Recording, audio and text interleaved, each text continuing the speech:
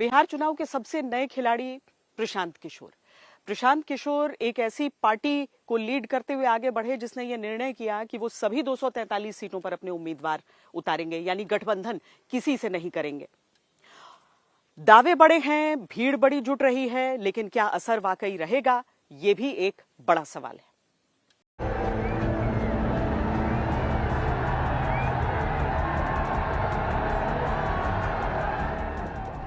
इनके माँ बाप जब मुख्यमंत्री थे तो आदमी का छोड़िए जानवर का भी चारा ये लोग चोरी करके खा गया।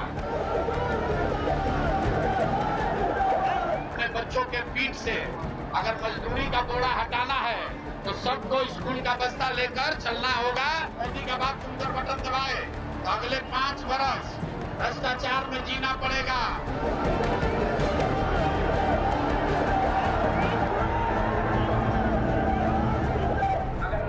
लोग जीत कर आएंगे तो फिर से अपहरण, रंगदारी, मारपीट, हत्या, लूट वही चीज होने वाला है। अगर बाहर जाकर मजदूरी नहीं करना है तो हर हालत में स्कूल का बस्ता छाप पर बटन दबाइए, लालू नीतीश मोदी से छुटकारा पाइए।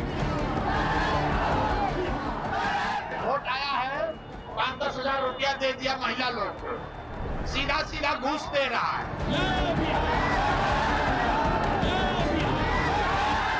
बड़ी बड़ी पार्टियों के लिए कामयाब चुनावी रणनीतियां बनाने वाले प्रशांत किशोर ने अपने लिए कैसी रणनीति बनाई है?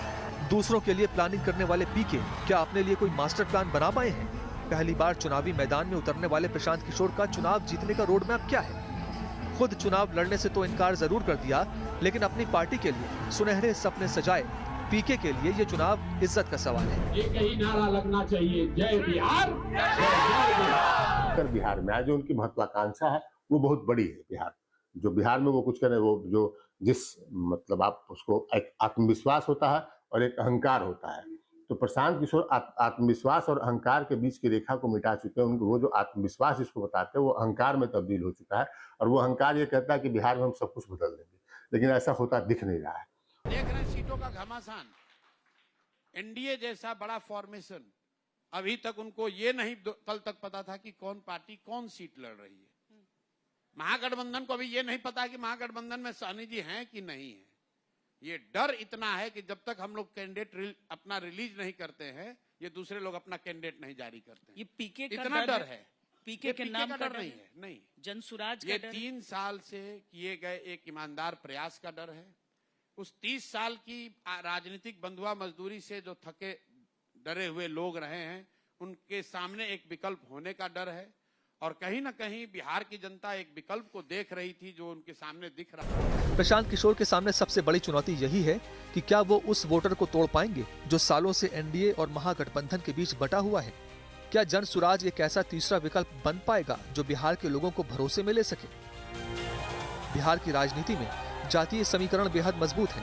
यहाँ यादव, कुर्मी, पासवान, ब्राह्मण, भूमिहार, हर वर्ग की अपनी राजनीतिक निष्ठा है, और ऐसे माहौल में प्रशांत किशोर का विकास मॉडल कहां तक टिकेगा, ये परिणाम बताएगा।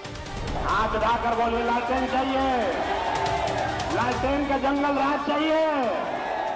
वह हर राष्ट्रीय पार्टी के घर में घुसकर उनके लिए काम कर चुके हैं, और जब उनके मन में यह विचार आया, देखिए वो कांग्रेस के लिए भी काम किए, भाजपा के लिए भी काम किए, जदयू के लिए भी काम किए, ममता बनर्जी के लिए भी काम किए हैं, और जब उन्होंने देखा कि मैं जब इतने को किंग बना सकता हूं, तो हम खुद किंग क्यों नहीं बन सकते।